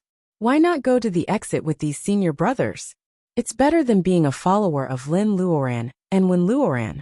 If she is well protected, what's the point of coming to the secret land? Wen Guanjing had thought that it would take him a long time to persuade his younger brothers. However, he didn't know that they were at the age where they loved adventure. Wen Guanjing would be safe if he followed them, but he wouldn't have the fun of playing games. He couldn't wait to get away from the supervision of his brother and explore the secret land. Looking at the joy on the faces of the young people in the team, Lin Luoran shakes her head helplessly. They are indeed well protected. If they encounter the dangerous experience she had in the Bat Cave, they will probably be more sensible. However, isn't this one of the purposes of coming to the secret land? She wants the young cultivators of the state of Wuxia to grow up quickly. Thinking of this, Lin Luoran is still afraid that Li Xie will be taken advantage of. When the ignorant young people are far away, Lin Luoran asks Goldie to follow her. Before Goldie meets Lin Luoran again, Goldie can be an invisible bodyguard. When Guanjing sees everything, his impression of Lin Luoran is always changing as they get to know each other better. It seems that every time he sees Lin Luoran, he can find something different about her, which is very interesting. When Guanjing doesn't know whether this is good or bad, he smiles in his heart and forgets his indecisiveness. Brother Wen, is the place you mentioned under the Sand River? Thinking of what Wen said before, Lin Luoran can't help but ask. When Guanjing nods, Luoran. Guanjing Luoran and she. When Luoran says. Wen says. Wen. S Guanjing looks. Gus Luan she's. And says. It seems that when Guanjing is looking around, after a while, he puts away the parchment and leads Lin Luoran to the downstream of the river. Lin Luoran follows him in silence. If when Guanjing is really going to the bottom of the Yellow Sand River, he can escape with his pursuers, even if Lin Luoran doesn't show up. Lin Luoran doesn't know if he has the idea of leaving his school brothers and sisters on the bank of the Yellow Sand River and pretending to jump into the water. In fact, he is looking for treasures at the bottom of the river. Lin Luoran and Wen Guanjing are both thinking about different things. It is a bit embarrassing for them to walk like this. Fortunately, after walking for less than an hour, Wen Guanjing seems to have found an accurate landmark. He points at the river and says, "It's down here." Lin Luoran doesn't say much. For a cultivator at the later stage of training Qi, with the Taoist root of the water dividing spell is an easy spell. The only thing is that the size of the spell depends on the cultivator's personal ability. Lin Luoran casts a series of spells and shouts, "Open!" The surging yellow sand river splits from the bank, revealing a passage that is wide enough for one person to pass through. Even on the bank, the river is dozens of meters deep. What's more, the river is flowing fast and the sand is mixed, so the resistance is great. Lin Luoran frowns and increases the output of Reiki. After a while, she sees a few bluestone steps under the two sides of the passage. Here it is. When Guanjing's usually expressionless face is happy, it can be seen how much importance he attaches to the place he is going to. Lin Luoran nods. "Let's go down together, brother." They jump to the riverbed. Ignoring the sticky mud, they rush into the passage of the bluestone steps before the water spell disappears. As soon as Lin Luoran retracts her back foot, the river flows back and fills up the place where it was just separated. On the vast yellow sand river, waves roll from time to time, but it is so natural for the river. Lin Luoran can't tell that someone has been under the river. Lin Luoran thinks that it must be damp and dark in such a deep place. However, when she pushes open a dilapidated stone door, she sees a stone path shining with warm light. Every few steps, there are fist-sized beads inlaid on the top of the head. Nobody knows how many years have passed, but the beads have been sending out soft light. The stone path is clean and tidy. On both sides of the path, there are some murals carved with simple lines. The style is simple but vivid. Even when Guanjing, who is anxious to get something, can't help but stop and carefully examine the murals on both sides of the path. Chapter 121. Seeing the second mural, Lin Luoran can't help but feel surprised. It is still the same mountain, but the mural shows a grand wedding in the world of cultivation. In an open square that can accommodate thousands of people, a couple is holding hands and looking at each other. Lin Luoran can't see the faces of the bride and groom. She can only see them from the back. The groom is wearing a high crown and a robe similar to that of the Tang dynasty. The bride is wearing a palace dress. What surprises Lin Luoran is the hairpin in the bride's hair. Although there are only a few strokes, Lin Luoran is 100% sure that it is sort of bright snow. Is the bride? White Fairy. White Fairy is sleeping at this time. Lin Luoran carefully remembers all the details of the mural and doesn't say anything. Wen Guanjing may still be immersed in the history of Zhu Mountain. Even if he sees Lin Luoran's expression, he won't notice the small hairpin in the mural. What is this? Lin Luoran pretends to be curious. Wen Guanjing calms down and looks carefully for a while. There are so many guests at the wedding in the world of cultivation. The guests are all dressed differently, including Buddhism and Taoism. He can tell that the groom is wearing a Tang suit, and the bride is also wearing a palace dress. This wedding is undoubtedly in the territory of Zhu Mountain. There are records of this square that can accommodate thousands of people in later generations. However, it is strange that this unprecedented grand wedding in the world of cultivation is not mentioned in the notes of Zhu Mountain. It can't be. He sorts out his words and tells Lin Luoran, making her more confused. A wedding that alarmed all the sects and clans, but was not recorded. What was hidden in it? Is it related to what happened to White Fairy? Lin Luoran doesn't know why, but she has this absurd idea. Maybe the truth she wants to know is in the underground palace. Lin Luoran looks at the gate at the end of the square. She takes a deep breath and stops in front of the third mural. Different from the first two mural, the third mural is in a different place. In the vast desert, there are many cultivators looking up at the sky. The sky was a seven-colored halo of light. In addition to the cultivators in the desert who were looking up, there were also quite a few cultivators who had already flown into the halo of light. There were some whose bodies had mostly sunk in, and some whose clothes had just touched the halo of light. Lin Luoran's fingers tremble slightly. "Brother, come and have a look." When Guanjing looks at it carefully for a while, his facial expression changes. He remembers a popular story in the world of cultivation about the sudden disappearance of gathering vitality cultivators 1,000 years ago. Suddenly, a seven-colored divine light fell from the sky. There was an oracle from the upper realm. What exactly did this oracle say? Naturally, the low-level cultivators didn't know. It was just an oracle, and all the nascent soul experts mysteriously disappeared. According to the murals, he was taken away by the colorful halo? When Guanjing's heart is pounding. Nowadays, Reiki on the earth is not as good as before, and cultivation is getting more and more difficult. If he can find out why the cultivators in the level of gathering vitality left, will he be able to find another way of cultivation? He looks at Lin Luoran. Does she also think of this? The two of them carefully examine the murals. Unfortunately, every part of the desert was the same, unlike the dungeon, which had different terrains. Even after looking at it for a long time, they could not feel any difference from other places. It was impossible to find this place. Lin Luoran is a little disappointed. Suddenly, she remembers that this is only the third mural. Judging from the length of the stone path, there are still two more murals that can't be finished. Maybe there is more information. Lin Luoran hurriedly moves 2 steps to the fourth mural. However, she is disappointed. The fourth mural is blank.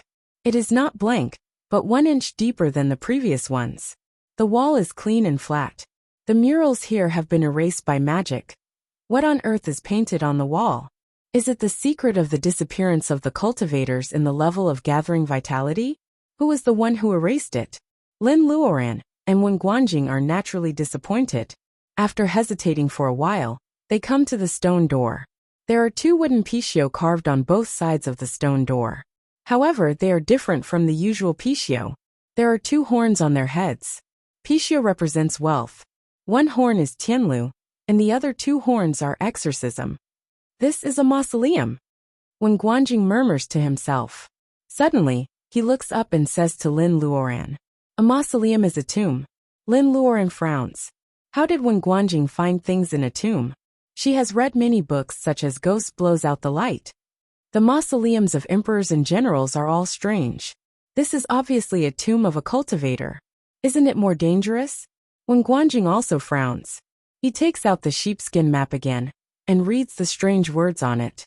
It doesn't say that this place is a mausoleum. Wen Guanjing finally puts the map into his pocket and chooses the latter between disturbing the ancestors of Zhu Mountain and the disappearance of the cultivators in the level of gathering vitality 1,000 years ago. He tries to push the stone door. However, a fire bursts out of nowhere and burns his sleeves. Luckily, he reacts quickly and tears off his sleeves. Otherwise, even his hands will be burned. Cultivators have many tricks up their sleeves. This is certainly not an ordinary fire. Wen Guanjing does not dare to try it again. He thinks for a while and tries several spells of Zhu Mountain to collect inhibition. Chapter 122. The person in the coffin suddenly opens her eyes. A ray of light rushes into Lin Luoran's face. Lin Luoran has nowhere to hide. She is stunned. When Guanjing also sees the ray of light. As a learned man, he thinks of many things at once. He looks at Lin Luoran and murmurs, "Possession." The dead woman in the coffin is extremely beautiful, and Lin Luoran is also beautiful. They are like a peony and a green lotus, each with its own merits. Even if you are a descendant of Zhu Mountain, I will not make things difficult for you. If you want to meddle in my business, humph. Lin Luoran says without moving her lips, but it is not her original voice. The female voice is soft, but cold and vicious. When Guanjing feels cold from his feet to his back, it is not Lin Luoran's voice. So the dead woman has the upper hand now. When Guanjing has mixed feelings. This mausoleum obviously belongs to the ancestors of Zhu Mountain. The murals on the wall and the inhibition guarding the door show that the dead woman in white is not a senior cultivator of Zhu Mountain. But she must have a deep connection with Zhu Mountain. Those who are not in the level of gathering vitality cannot use the secret method of possession. That is to say, the dead woman in white used to be a senior cultivator in the level of gathering vitality. If she succeeds, Zhu Mountain will have one more person who used to be in the level of gathering vitality. When Guanjing feels that his calm heart is beating so fast for the first time. However, the method of possession is evil since ancient times, and it is not shameful for the famous schools. When Guanjing has been educated to be fair and peaceful since he was a child, which conflicts with his moral view. On one hand, he is tempted by a senior cultivator in the level of gathering vitality, and on the other hand, he is condemned in his heart. Besides, the dead woman in white is taking over Lin Luoran's body. Lin Luoran, who looks cold but is actually kind to everyone she knows. Lin Luoran has just been accepted by a senior cultivator. She is firm about cultivation, but her life has just begun. When Guanjing's struggle in his heart is even more intense than the struggle in Lin Luoran's body. As for Lin Luoran, she knows that something bad is going to happen when the ray of light enters her mind. Possession. Anyone who had casually read a couple of cultivation novels would be very familiar with this phrase. In the novels, the protagonists would either try to take over someone else's body or be taken over, and they would only cheer for the plot without the slightest bit of moral burden.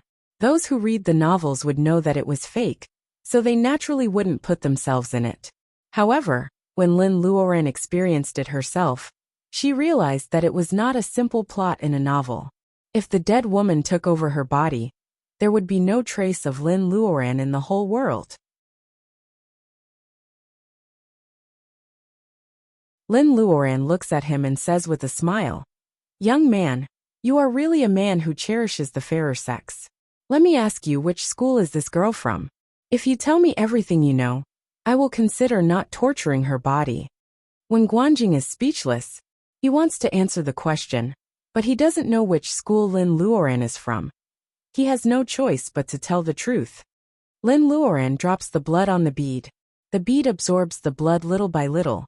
She says with certainty, "As I expected, even her background is mysterious. This is interesting." Wrapped by the lotus leaves, when Guanjing can't even breathe, his face turns red because of the lack of oxygen. He has always been a meticulous man. He always believes that Lin Luoran should not die so easily. Seeing that Lin Luoran is talking mysteriously and acting mysteriously, when Guanjing can't help but hope that maybe she is still alive. She has to stall for time. When Guanjing takes a deep breath and suddenly says, "Master, for the sake of bringing you a body, I hope you can answer my question." Because the bead is still absorbing the blood tirelessly, Lin Luoran has time to talk to Wen Guanjing. However, hearing what Wen Guanjing says, she sneers, "You are smart. Why aren't you an infatuated man?" Although she sneers, she doesn't mind talking to this junior of Zhu Mountain School. She immediately says, "Go ahead. I'm in a good mood. Maybe I'll tell you everything." Wen Guanjing wants to ask about a lost ancient book of Zhu Mountain School. However, he thinks that it's easy for her to say yes or no. It's not good for stalling at all. Wen Guanjing reluctantly leads the topic to the murals.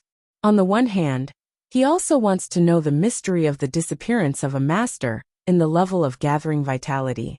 On the other hand, such a big event can't be explained clearly without some time. Hearing that the junior of Zhu Mountain School is asking about the murals, Lin Luoran shows a mixed expression of fear, nostalgia, relief, loss, and happiness. When Guanjing can swear that he has never seen anyone with so many expressions at the same time. The expression on Lin Luoran's face gradually returns to normal. She looks at the bead that has stopped absorbing the blood, and says seriously, "Your level of cultivation is low. How can you ask such a question? Let's change the question. I have many secret spells. Don't you want to know them?" Lin Luoran is full of temptation. She looks at Wen Guanjing with a smile. Wen Guanjing breathes slowly and shakes his head. Foodies are always tragic. Chapter 124. Lin Luoran doesn't get angry. Instead, she smiles and is about to say something.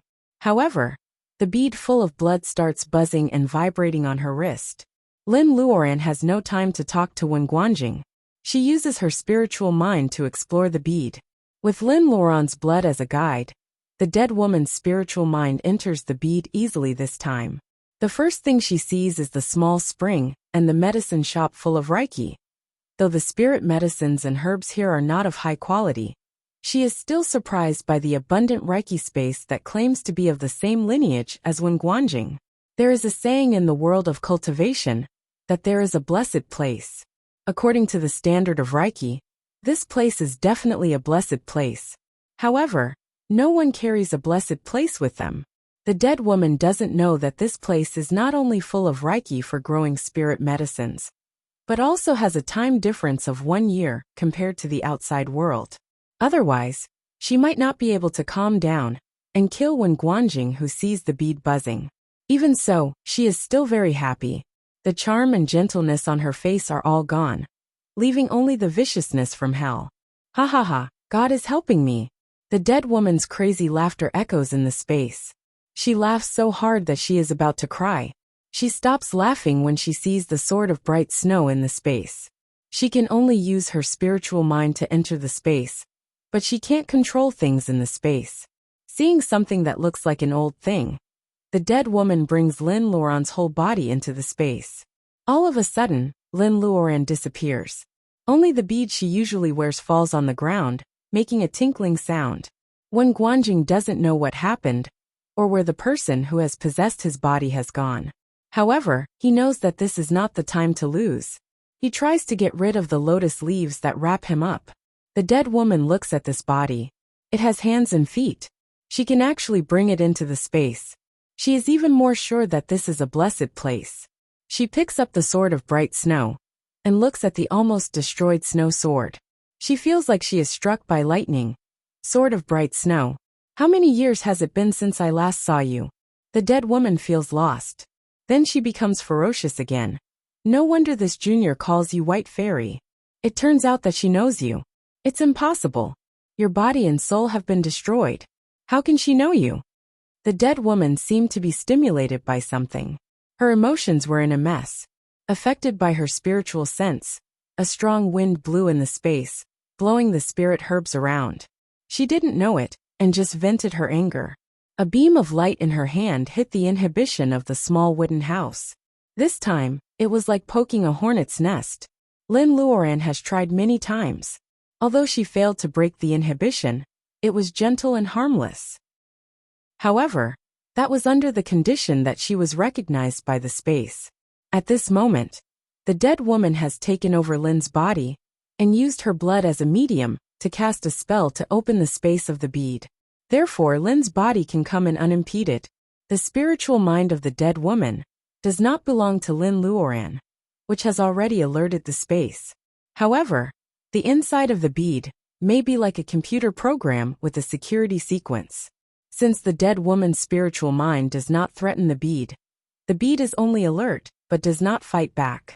When the dead woman's spiritual mind touches the inhibition, the bead finds that it is not Lin Luoran's spiritual mind, which is its designated manager. Finally, the bead explodes. Obviously, if the bead is like a smart computer, Lin Luoran's spiritual mind is the authorized manager.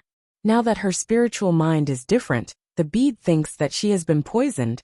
The antivirus program starts to run automatically without the consent of Lin Luoran, the manager. The inhibition ripples, and the dead woman suddenly raises her head. The strong wind in the space finally stops.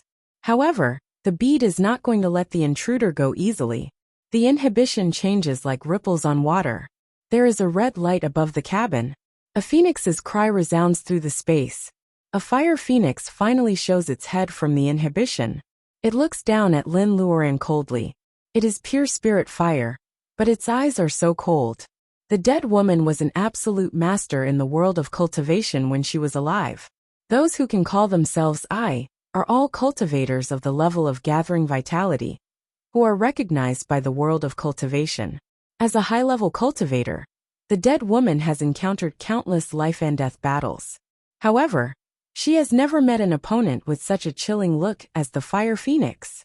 After staring at the phoenix for a few seconds, the dead woman feels cold all over her body. She can't help but step back and trample several spirit herbs.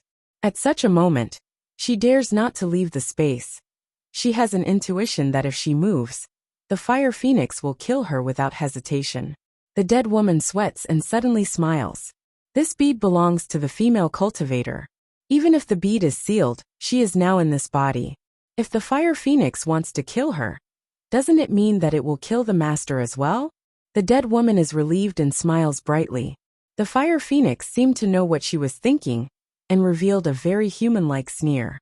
It flapped its wings and flew out of the restrictive spell. It gracefully circled above the small wooden house a few times and once again let out a clear cry.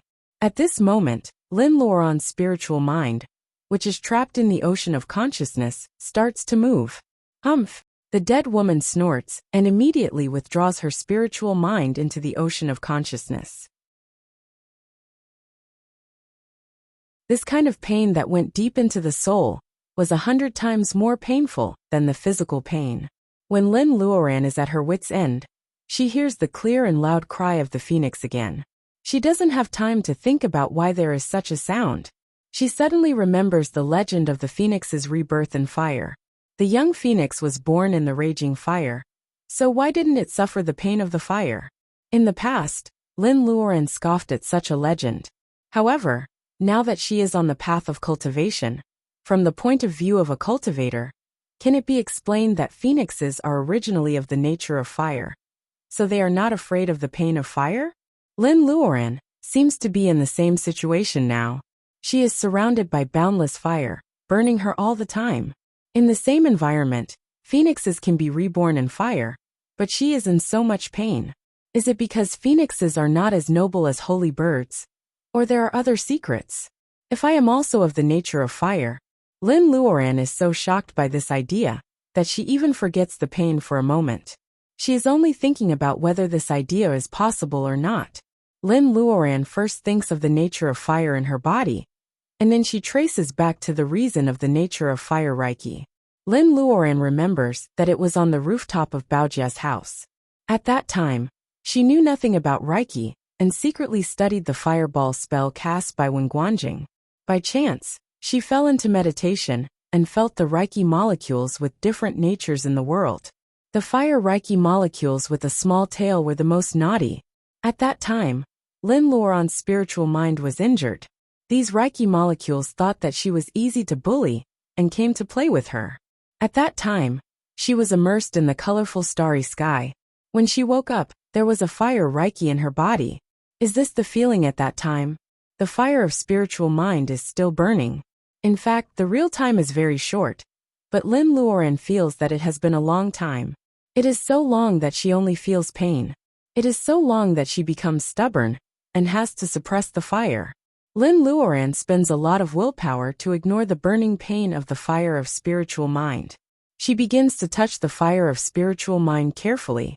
Without the restraint of the physical body, Lin Luoran's spiritual mind is more than several times sharper now that she is in the ocean of spirit. All the fire in the world is composed of the smallest molecules. Lin Luoran's walnut-sized spiritual mind once again feels those little things with a small tail. However, they are even more bad-tempered than the restless Reiki molecules outside.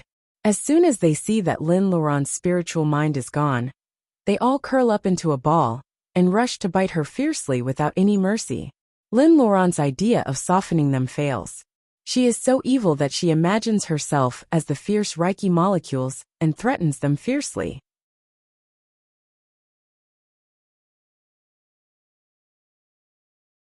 At this moment, her whole body is integrated with the ocean of consciousness. Lin Luoran's control of the world in the ocean of consciousness has reached the peak. She held the bow in her left hand and placed her right hand on the bowstring. She pulled her arm back, and the bowstring was pulled to its fullest. Lin Luoran is completely relaxed. She doesn't even need to aim. Lin Luoran is 100% sure that this spirit arrow, made of the hottest spirit fire, can hit the dead woman in white. The dead woman screams and suddenly disappears. Her voice comes from the void of the ocean of consciousness. I know the mystery of the disappearance of the masters in gathering vitality. Don't you want to know? Is she tempting her? Lin Luoran smiles. Of course, she wants to know the mystery. However, compared to her own life, the biggest mystery is nothing compared to her determination to eliminate this threat. Whoosh! The arrow leaves the bowstring and shoots to somewhere in the ocean of consciousness. There is a sea of fire. The arrow goes in and a white dress falls out. It is the dead woman in white who has been hiding. She wants to say something, but stops on second thought. It seems that she has something to say to Lin Luoran. However, before she can say anything, she is shot by the arrow. In front of Lin Luoran, she turns into a puff of white smoke. After 2 circles in the sea of fire, she completely disappears. Lin Luoran puts down the bow. She feels that her spirit is extremely tired, and the fire in the ocean of consciousness is fading away. The coldness in Lin Luoran's eyes fades away. She looks at her spirit. Although it is very tired, it seems to be more solid. Could it be that this battle of life and death had strengthened her divine sense? The feeling of regaining control of her body makes her feel at ease. No matter how good it is, she doesn't want to fight with her spirit again. Lin Luoran moves her hands and feet and opens her eyes. She finds that she is in the space and feels lucky. Fortunately, the dead woman has been eliminated. Otherwise, the secret of her space will be exposed. However, the space was unbelievably quiet. What was going on with the phoenix cries that she had heard earlier that woke her up? Lin Luoran looks at the sword of bright snow on the straw mat and feels confused. Is it them? Looking at the spirit herbs lying all over the place, Lin Luoran feels like someone has stepped on the whole space. The spirit herbs and spirit medicines are all over the place. Lin Luoran wants to tidy them up immediately, but she doesn't know how long she has been in here. She is not alone, and she can't stay in the space for too long. After the battle, Lin Luoran has lost her usual calmness and cautiousness. She just flashes out of the space. Well, what is this bouncing thing? When Guanjing comes out of the lotus pond and sees that there is only a bead on the ground of the crystal coffin, the dead woman has disappeared with Lin Luoran's body. Chapter 127. Brother, please let me go. When Guanjing feels like he has been hit on the head, he grimaces in pain, as if he is holding a soldering iron. He puts Lin Luoran on the ground immediately. When Guanjing has never been in such an awkward situation in his 30 years as a model. Lin Luoran coughs, and when Guanjing blushes, he forgets to ask why Lin Luoran suddenly disappeared and then reappeared in his arms. Lin Luoran wishes that when Guanjing would not mention it. Although she is also embarrassed, she has to find an excuse to divert when Guanjing's attention. Brother Wen, have you found what you are looking for? When Guanjing doesn't answer her question, he asks with uncertainty, Are you Sister Lin? Lin Luoran finds it funny that he is being so careful. She jokes with him, Yes. When Guanjing remains calm. However, he is secretly gathering his strength and guarding against Lin Luoran. Lin Luoran has never admitted that she is his sister. Looking at him, Lin Luoran feels that the solemn atmosphere has been diluted a lot. She can't help but laugh. Brother, I'm kidding. It is me. When Guanjing looks at her suspiciously, people may look the same, but their temperament is born from the heart. It can't be changed overnight. Lin Luoran's eyes are clear. She is exactly the girl who looked like a bamboo when they first met. She was majestic and unsheathed like Mu Guiying at the back door. When Guanjing frowns and smiles bitterly, Sister, please don't make such a joke next time. Lin Luoran is amused by his frown and nods. To be honest, Lin Luoran has a bad impression of Wen Guanjing because of what happened to Zhou Yaowei. Lin Luoran doesn't want to be nice to the whole special department. However, after what happened, Lin Luoran is still conscious when she is under the control of the dead woman's spiritual mind. She knows that Wen Guanjing is on her side at the beginning. They have only known each other for a few days. Lin Luoran is not that shameless to expect Wen Guanjing to risk his life for her. In Lin Luoran's eyes, Wen Guanjing is already a good man for doing this. Senior brother, did you find what you were looking for? Wen Guanjing shakes his head. Is it really a mistake to come here? Lin Luoran wants to divert his attention, so she can only encourage him. The two of them think that if there is something that Wen Guanjing wants, they can search every corner of the mausoleum in this big stone room. They can find it at a glance. Lin starts from the left, and Wen starts from the right. The mausoleum is large, but there is only a 3-foot open space against the wall. The rest of the space is filled with lotus ponds. Lin Luoran touches the smooth stone wall with her hand. She uses her spiritual mind to explore the smooth stone wall. Behind the stone wall, there is nothing unusual. Lin Luoran concentrates on scanning, and soon she has explored the stone wall one by one.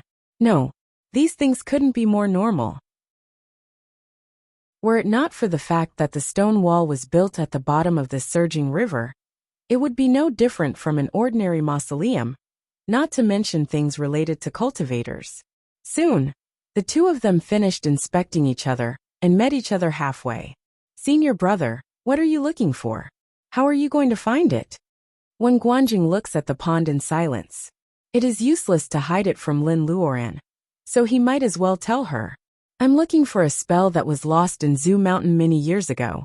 It is called Introduction of Sword. If the sheepskin scroll didn't mention that it might be here, I wouldn't have come for treasures. Fortunately, it is not the time to drink water, or Lin Luoran will spit it out. What introduction of sword? Isn't it just the thing that white fairy threw to her like cabbage? God, Wen Guanjing dragged her to the mausoleum, just for this thing, and almost got killed by the female corpse. Lin Luoran feels that she is wronged. Now, she knows the spell, but she can't tell Wen Guanjing that she has it. Otherwise, how can she explain that the spell that was lost in Zhu Mountain is in Lin Luoran's hands? Lin Luoran knows that treasures are the source of trouble. She only hopes that there is really such a spell in the underground palace, so that they won't come here for nothing. However, she is not sure, so she has to tell Wen Guanjing. Senior brother, is it possible that the sheepskin scroll is a trap to lure people here so that they can possess us? Lin Luoran says it casually, but she is shocked when she says it. The underground palace is built under the water. Does it mean that the female corpse has the Taoist root of the water? Also, the murals in the passage depict the scene thousands of years ago. Cultivators in the level of gathering vitality fly to the colorful circle of light. Did they really fly to the circle of light? Or is it just the most popular saying in the world of cultivation, to cater to people's psychology? The murals pretend to be erased to make people think that there is an answer in the underground palace. However, if it is such an important place, why did Wen Guanjing really open the door after trying several spells of inhibition? Thinking about it now, Wen Guanjing may be able to break the inhibition by force even without spells of inhibition. This is not the priority of protecting the owner of the mausoleum. According to the traditional thought of the state of Wuxia, the dead should not be disturbed. Even the most hardcore cultivator doesn't want others to rob his tomb easily. Lin Luoran takes a deep breath. She is so lucky that she can escape from such a trap. Wen Guanjing is not stupid, but he is tempted by money. All cultivators in Zhu Mountain are sword cultivators. As the most powerful cultivator in the new generation, he knows how important the primary instruction is. For Wen Guanjing, the primary instruction is more tempting than the richest man in the world. Even Lin Luoran can figure out the trap. Wen Guanjing calms down and realizes that the dead woman is probably trying to trick people into coming here. He almost died in the monster's mouth in order to get the sheepskin scroll. Wen Guanjing is not reconciled to the fact that he almost died in the monster's mouth. Lin Luoran can see through his unwillingness. Besides, she knows the primary instruction. Lin Luoran feels a little guilty.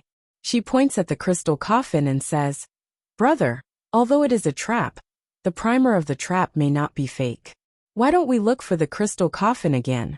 If we can't find it, we can drain the lotus pond and turn it upside down." When Guanjing looks at the indignant expression on Lin Luoran's face, looking for the coffin and draining the pond, it is clear that she wants to take revenge on the dead woman for trying to steal her body. When Guanjing has never seen Lin Luoran being so childish, he feels that Lin Luoran's childishness for not finding the primary instruction is gone. He nods and agrees to Lin Luoran's proposal. The dead woman in white lies quietly in the crystal palace. Her cheeks are rosy, and the peony on her bun is as beautiful as before. Lin Luoran comes up with a bad idea, but she is still a little scared when she sees the dead woman. When Guanjing doesn't like the way the dead woman acts, he doesn't care about the relationship between the dead woman and Zhu Mountain. He is ready to open the coffin and check inside. However, after a while, they find that there is no gap around the coffin, as if it is made of a large piece of crystal. There is no seam between the top and bottom of the coffin. How did he put the female corpse inside? Lin Luoran is shocked. How did her soul come out to steal the body? Is the crystal coffin something that can only be left but not entered? Lin Luoran is amazed by the means of cultivators. When Guanjing doesn't give up easily, he feels that there must be some inhibition or ancient mechanism outside the coffin. He squats down and checks it. Lin Luoran stands there and looks at the dead woman. She feels that the peony on her bun is so fresh that she can even see the dew on the pistil, and the fine stitches on her lapel are. "Brother Wen, look at the symbols." The more Lin Luoran looks at them, the more strange she feels. She calls Wen Guanjing. There are such symbols on the cuffs and skirt. When Guanjing looks at them and says to Lin Luoran, "They are golden script." Illiterate Lin felt that her ears were burning. She secretly made up her mind that if she didn't learn all the rare words in China, from the oracle bone script to the women's script, created by Xiangxi's lesbians to express their love, she really wouldn't have the face to go out. Swords are weapons. Gold and divine wood can be used as materials, and the fire of the earth can be cast. When Guanjing recognizes the words word by word.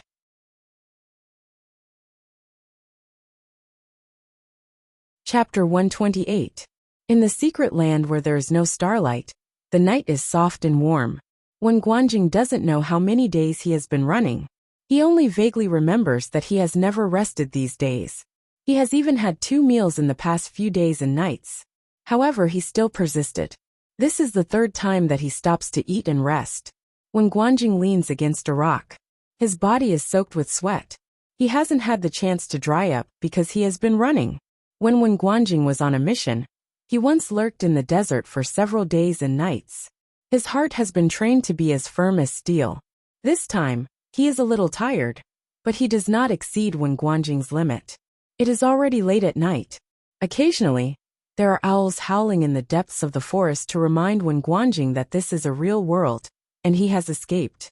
He feels like a coward. He actually listened to Lin Luoran and escaped by himself. However, the jade slip with the primary instruction in the universal sac is more important than his life for Wen Guanjing. He knew how much Xushan yearned for this lost general principles. Even if he had to die, he had to give the general principles away. Wen Guanjing takes out a bottle of water from the universal sac. His universal sac is filled with various jade boxes. Those are the spirit herbs he collected in the secret land with Chu Iran and other school brothers. The jade boxes are used to block the loss of Reiki, except for the clean water that is necessary for emergencies. When Guanjing has thrown away all his food in order to store the spirit herbs, he is experienced in surviving in the wild. With a glance, he finds several edible tubers. He can roast them with the simplest fire spell. When Guanjing only eats 1 piece and wraps up the rest. These days, he has been hoping that Lin Luoran will catch up with him. So he has been following the shortest route marked on the jade slip. However, it turns out that it is just his wishful thinking. After eating the roasted tuber with clean water, when Guanjing wipes his sweat and stands up straight, taking one last look at the direction where he came from, when Guanjing gives up on his wishful thinking. Since Lin Luoran hasn't caught up with him for several days, and his flying sword is broken, he can only walk on his feet. He can't slow down anymore, or he won't be able to reach the exit. That was the last time he looked back. In the next 2 days, when Guanjing lives in the open as usual, and exerts his full potential, he tries to hide himself in the background of the environment, and avoids conflict with monsters on the mountain. He rushes to the exit as fast as he can. When Guanjing is so tired that he almost collapses, he finally sees Li Shi-er and others in the distance. Li's face is bruised and Chu Yi's shoulder is bandaged. Everyone in the group, including Lin's hawk, is injured. When Guanjing counts the number of people in his mind, it is the same 8 people as when they parted. If he were not worried about Lin Luoran, he would laugh out loud. He didn't want to know what Li and the others had experienced on their way back. He only knew that none of them were missing. When Guanjing sighs, how could he not be a burden to his school brothers and sisters? Except for her, none of the cultivators from Wuxia died this time. The minister will be very happy if he knows this. People's hearts are made of flesh. The master of these school brothers will be very happy, right? Coming out of the secret land alive is already the proudest experience for the young cultivators of Wuxia. Everyone will be happy and proud for them. Li Shi-er has matured a lot these days. With her strength, her school brothers no longer treat her as a playful school sister. During the days when Lin Luoran and Li Shi-er were separated, Li Shi-er had tasted all the joys and sorrows of life by herself. She rarely smiles like before. Only when she sees Wen Guanjing does she say coquettishly, "Brother, we found the foundation-laying bolus." Foundation-laying bolus. When Guanjing looks around and sees only cultivators from Wuxia, he is relieved and asks Li Shi-er to go back first. Li Shi-er covers her mouth to suppress her excitement. She looks up and asks, "Brother Wen, where is Sister Lin? Where is Lin Luoran? Has she been eaten by the snake?" Thinking of this possibility, Wen Guanjing is reluctant to face it. However, Li Shi-er asks him directly, and he has to face the question. He doesn't know how to answer, so he says stiffly, "We'll wait for her here." "Oh, is Sister Lin still behind us?" Li Shi-er pouts and touches Goldie's wings. She tries to ignore Wen Guanjing's unconfident answer. "Wait. How long do we have to wait? Tonight is the last chance to go out." Li Shi-er looks at the secret land surrounded by mountains, hoping that Lin Luoran will show up on a flying sword. She has blind trust in Sister Lin. Wen Guanjing is also looking into the distance. It will be great if Lin Luoran can show up. Even if she doesn't show up on time, he doesn't believe that she will die. He gave her the jade slip which can teleport her. As long as she can hide from the snake, no matter where she is, she will be able to get out of the secret land without rushing to the exit. Seeing that it is getting dark, Wen Guanjing has to pin all his hopes on this last guess. Foreign cultivators from all over the world show up at the exit one after another. They cross the light curtain and go home. Wen Guanjing secretly counts the number of people. Among them, the vampires, the Nihanese and the Russians have the most casualties. He wonders what happened to them. Thinking of the 2 Nihanese who were killed by Lin Luoran mercilessly, Wen Guanjing feels relieved. The loss of the British, the Nihanese and the Russians means that the stalemate between the state of Wuxia and them on some issues will be broken after they get out of the secret land. Many negotiations will be in the favor of the state of Wuxia. This is another meaning of the secret land. But what about Lin Luoran, who is like Mu Guiying? When Guanjing closes his eyes and thinks back to the moment when he lifted the coffin by force. The snakes surged and the laughter of the dead woman comes out from the coffin. She is not dead. The crystal coffin floats in the air. The 2 of them run out of the underground palace desperately. The voice of the dead woman comes out clearly. "Remember, your body is mine." The snakes chase after them. Hearing this, Lin Luoran feels like seeing a ghost. Wen Guanjing wants her to leave first. Of course, Wen Guanjing doesn't want to. The snakes chase them to the shore, and more are coming from all directions. Lin Luoran grits her teeth and pushes Wen Guanjing away.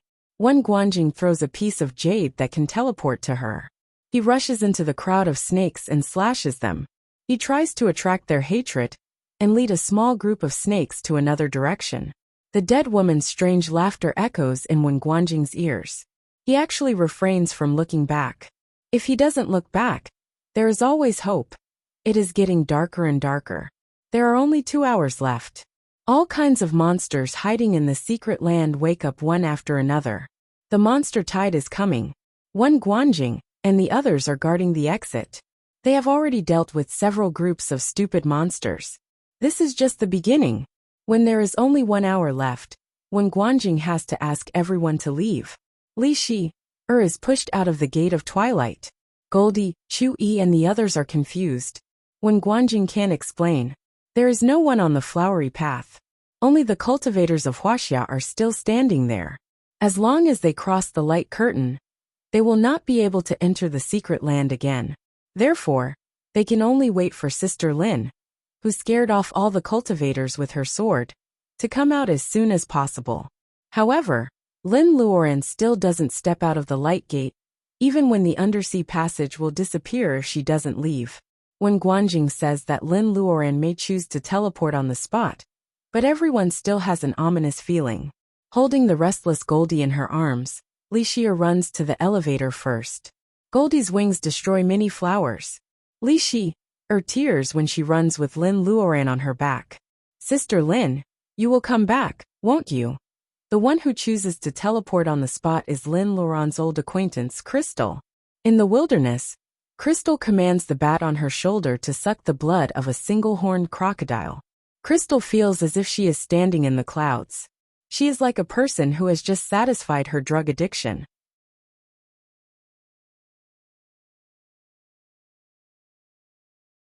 Chapter 129. Under the watchful eyes of the crowd, not a single figure appeared on the ocean platform, until the ocean platform dissipated. A person's body was so big that when the platform dissipated, a pearl that suddenly appeared on it, and was washed away by the foam of the waves became less conspicuous. When Lin Luoran wakes up, she has already drifted far away from the Bermuda Sea. Thinking that no one has taken advantage of the final battle, Lin Luoran decides to put the dead woman aside for the time being. Anyway, the secret land is closed, and no human cultivators are staying in it. Even if the dead woman covets the space and comes to find her, it will be 100 years later. If she wants to come out, she has to rely on possession. She has to recultivate, and she is also making progress. Let's not talk about who is stronger and who is weaker. Lin Luoran never worries unnecessarily. How many days and nights are there in 100 years? Instead of living in fear, she might as well focus on self-cultivation. Worrying will never give a person the ability to solve problems. Only by persevering day after day can a person be reborn. The trip to the secret land is exhausting. Lin Luoran just wants to follow her heart. She doesn't resist and goes wherever the waves send her. In the boundless sea, there is endless water reiki to replenish her energy. Lin Luoran could have made a water dome, but she chooses to let her body be in close contact with the sea and melt herself in it. Small fish circle around her, curious about this special individual in the team. Lin Luoran is now following a group of fish, going deeper into the sea with the rise and fall of the tide. Because she was not aggressive at all, and she had slowed down her body to the same speed as the fishes, they did not reject such a huge creature like her. There were even a few lazy fishes that bit the belt of her clothes that floated along with the sea water. They simply hitched a ride with her and saved their strength. Lin Luoran occasionally grabs a starfish and pinches its soft body. The starfish curls up into a ball, and then gently lets it go. Sometimes turtles rush up to catch fish and eat. Although turtles are slow on land, they are surprisingly fast in the sea. When Lin Luoran is hungry, she comes to the surface and takes out the peaches planted in the space to eat. Often, some pieces of fruit would fall, attracting a school of fish to surround her and snatch them, as if they were the most delicious bait. Mr. Lin loves fishing very much. When he goes back, he must provide some bait for him so that he can defeat those stubborn old men. On second thought, Lin wonders if this is cheating with the space. A dork can't get used to Lin's sudden appearance and disappearance, so it bites her dress. When Lin disappears again, it is still isolated from the bead space, which makes the dork cry. Of course, if you can see the tears of fish in the sea. Although it is all glaciers here, Lin Luoren still manages to cast a small spell of the nature of fire, which is just enough to burn a big hole in the ice. When the fire goes out, the water in the hole is steaming. In such a silver world of ice and snow, it looks very amiable. Soaking in a hot spring in the North Pole. If Baojia knows this, she must be shouting excitedly. Lin Luoren cuts the big stone she picked up from the bottom of the sea into a stone pot. She puts the melted ice and snow into the pot. After that, she slaughters and washes the fish and puts them into the pot. Lin Luoren flops into the water and soaks in the hot spring. In the warm water pool, Lin Luoren thinks of the 24-hour hot water supply in modern cities. In fact, she thinks of her family and friends. While soaking in the hot spring, Lin Luoren is not idle. After the training in the secret land, her control of the 5 elements of Reiki has improved a lot. Now she can not only cast simple fire spells in the North Pole, where the fire Reiki is so thin that it is almost negligible.